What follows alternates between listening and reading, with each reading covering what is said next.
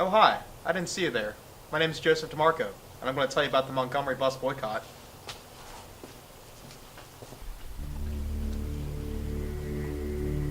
Come with me if you want to learn.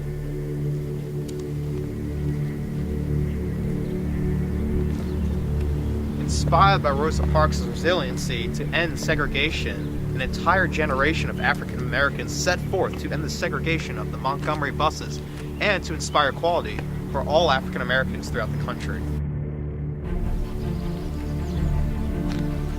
In the 1950s, it was required for African Americans to yield their seats for white people as they entered the buses. However, Rosa Parks refused to do so on December 1st, 1955, unknowingly instigating an entire movement to end segregation on Montgomery buses.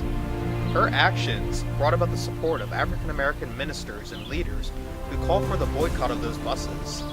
That was a real problem for the Montgomery buses, as the majority of their riders were African Americans. On December 5th, 5 days after the incident, African American leaders met to form the Montgomery Improvement Association, after which they elected Martin Luther King Jr. as their president.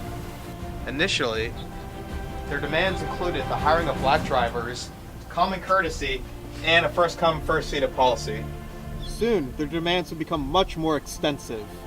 5 Montgomery women, represented by attorney Fred D. Gray and the NAACP, would eventually sue the city in order to make the segregation laws invalid.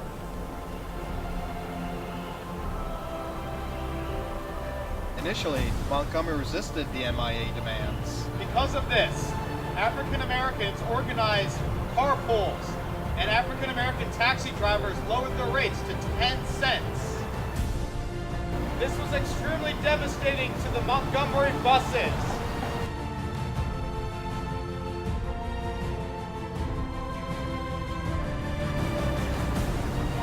This made Montgomery listen to the demands of the African Americans.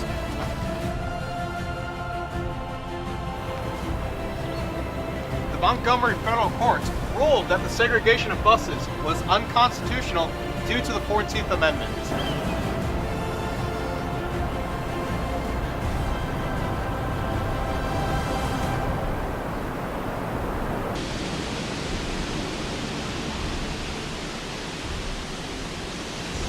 The U.S. Supreme Court upheld that decision, and on December 21st, 1956, the buses were integrated and the boycott ended.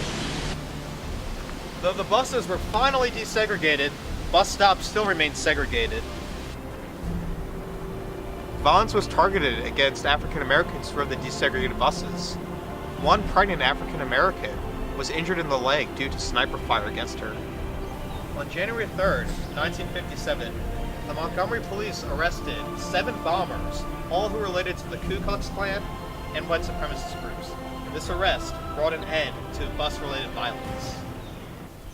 The Montgomery bus boycotts were an important part of our American history, as it was the first major mass protest for civil rights, as well as it allowed Martin Luther King Jr. to shine in the spotlight as a rising civil rights leader.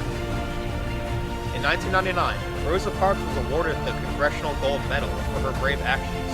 Her and everyone else involved in the boycotts will remain a cornerstone for the equality of African Americans throughout this country.